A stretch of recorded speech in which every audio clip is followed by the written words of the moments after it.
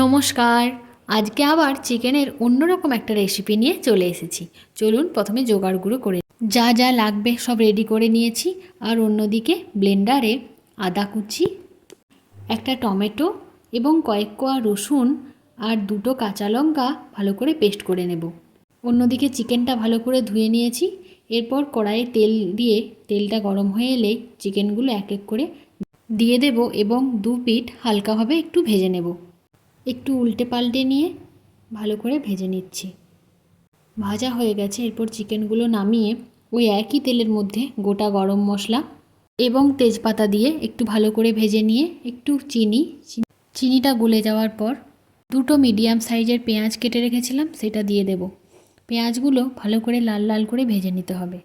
পেঁয়াজগুলো ভালো করে ভেজে নেওয়ার পর আমি যে পেস্টটা তৈরি করে রেখেছিলাম আদা রসুন কাঁচা লঙ্কার, সেই পেস্টটা দিয়ে দেব এবং ভালো করে নাড়িয়ে নাড়িয়ে কষাতে হবে।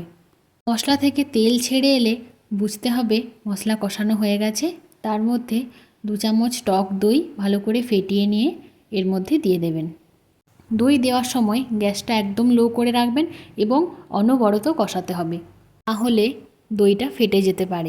কষানো প্রায় আমার কমপ্লিট। মশলা থেকে তেল ছেড়ে এসছে এবং কালারটাও প্রায় অনেকটা চেঞ্জ হয়ে গেছে। এরপর আমি গুঁড়ো মশলাগুলো এক এক করে দিয়ে দেবো। হলুদ গুঁড়ো, এরপর জিরে ধনে গুঁড়ো এবং কাশ্মীরি লঙ্কার গুঁড়ো দিয়ে আবার ভালো করে কষাতে হবে।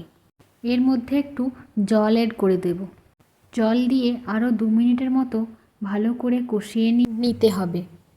হ্যাঁ, আমার কিন্তু মশলা খুব ভালো করে কষানো হয়ে গেছে, দেখেই বুঝতে পারছেন। এরপর আমি ভেজে রাখা চিকেনগুলো এর মধ্যে দিয়ে দেব। একবার এইভাবে চিকেন রান্না করে দেখবেন, খেতে কিন্তু খুব ভালোই লাগে। চিকেন ভালো করে কষানো হয়ে যাওয়ার পর পরিমাণ মতো লবণ অ্যাড করে দেব। তারপর বেশ কিছু সময় ধরে কষিয়ে নিতে হবে। চিকেন ভালো করে কষানো হয়ে যাওয়ার পর এর মধ্যে জল ঢেলে দেব। আপনারা জল গরমও এখানে দিতে পারেন। দেখুন চিকেনের কালারটা কিন্তু খুব ভালো এসছে। এরপর আমি এটা 15 মিনিটের জন্য ঢাকা দিয়ে হতে দেব।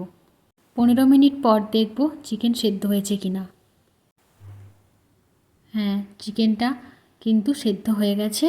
এর মধ্যে আমি কিছুটা পরিমাণ গুঁড়ো গরম মশলা দিয়ে দেব, তারপর নামিয়ে নেব।